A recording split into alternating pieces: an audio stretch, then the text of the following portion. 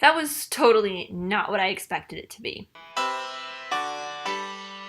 Hey, I'm Amy and welcome back. I am very surprised by the movie that I watched today, and actually you can probably tell from the title. It is A Simple Favor. I did a reaction to, I think it was the second trailer a while back. You can check that out up there if you want.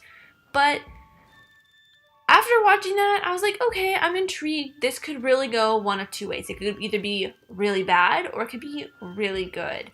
And more as the movie got closer to being a thing, to premiering, I was very hesitant about it. I wasn't sure if I would like it. A lot of the trailers just looked meh. It didn't look like it was going to be super great. I was having a lot of doubts. I heard some great things from people. People were like, oh, it's getting great scores on Rotten Tomatoes. I've been hearing great things about it. So I was like, okay, I'll just give it a shot. I haven't seen any of the Predator movies, so I'm not going to see the new Predator movie. And I couldn't think of any other movie that was coming out besides White Boy Rick, and I don't really want to see that at all. So I went. And I was very pleasantly surprised by what happened. If you do not know what A Simple Favor is, I did not either. Going into this, I was very confused on the story. I didn't know very much about what it was going to be about.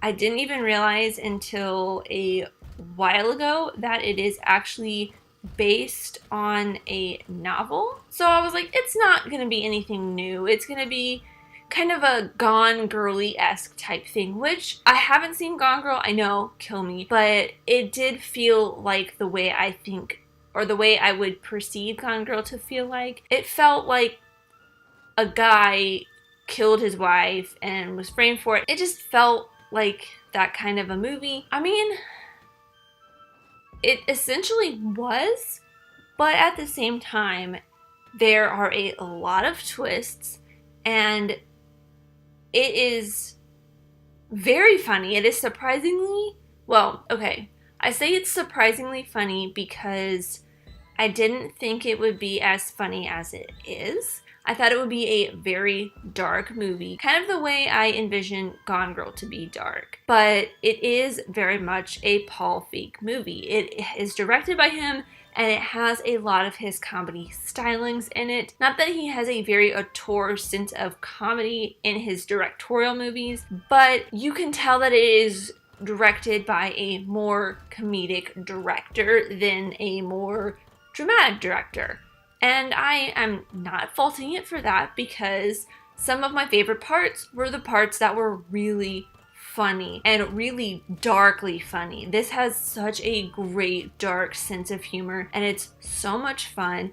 Anna Kendrick got to kind of shine a little bit with her transformation from being this very, very stereotypical mommy blogger to this just badass lady, and I thought that was super fun. But at the same time, the first 30 minutes, the first half of this movie is very much Anna Kendrick playing a mom version of every Anna Kendrick character. So for me, that part of her character was very boring, but I did like well, I wouldn't say it's a twist of her becoming this other character, but I really, really loved how she became this other character through Blake Lively's character, who, by the way, I love Blake Lively. Anna Kendrick she's great. I love her. She's a really good actress, but a lot of the times her characters can be a little boring, a little on the safe side, especially like in all of the Pitch Perfect movies. She's a very safe character. In The Accountant, she's a very safe character. The troll that she voices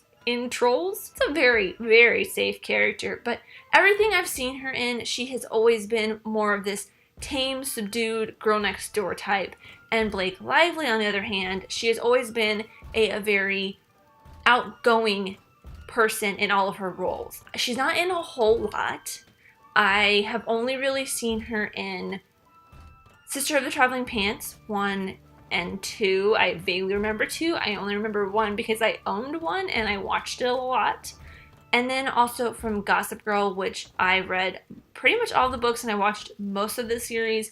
and I really loved her on there as Serena. So that's kind of the Blake Lively I know, but I also know her from like her social media because I absolutely adore Blake Lively as a human being, more so than I do as an actress, because all of the stuff that she was in, it was like more teen stuff. It wasn't like super over the top, like breakthrough acting like she would do in something else. Like probably Age of Adeline was probably a better dramatic acting, and The Shallows I heard she was really great in, but I never saw either of those because neither of them appealed to me. So I really love Blake Lively as a human being, so I was really excited to see how she would do in this, and she did really great. She was probably one of my favorite parts of this movie, personally, because she just got to let loose, be free, and just do literally whatever she wanted, I feel like. And it was so great. It was such a fun twist. And Henry Golding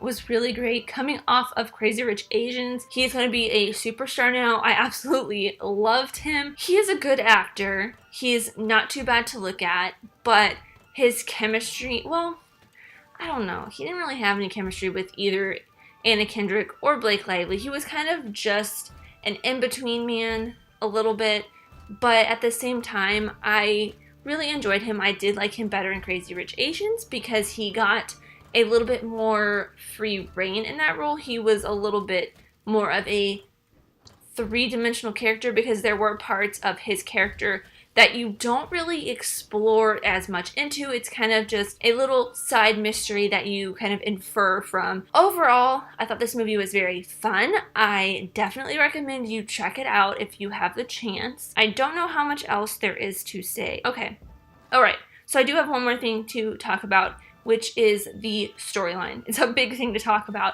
so I don't know why I completely forgot about it. The story in this is, it's interesting. You kind of know what's going to happen as it's happening, but at the same time, you don't, if that makes any sense. Like, you can kind of predict the way everything is going to go, but once it starts going there, it kind of just spins out of control, and you really have to pay attention to kind of see where everyone is going. And even then, if you're trying to pay attention, you still kind of miss some things, and when every single twist happens, it's just, it catches you off guard. But the thing with that is, there are so many twists that you get a little bored of the twist and you kind of just want it to end.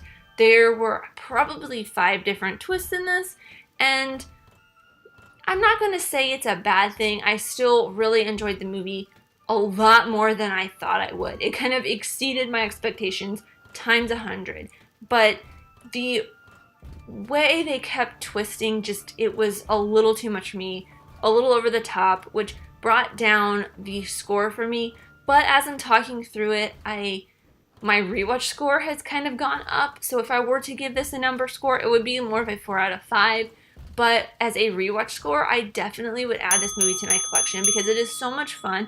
I would want to check this out again and again to see if I could spot any of those little twists coming up, to see if Paul Feig or the screenwriters laid any breadcrumbs. So those are my thoughts. If you have seen A Simple Favor, please let me know in the comments down below what you thought of it. Did you enjoy it as much as I did? Were your expectations subverted from what you had originally thought? Did you enjoy it? Let me know your thoughts on the trailer and the movie in the comments down below. But thank you guys so much for watching. I really truly do appreciate every single one of you.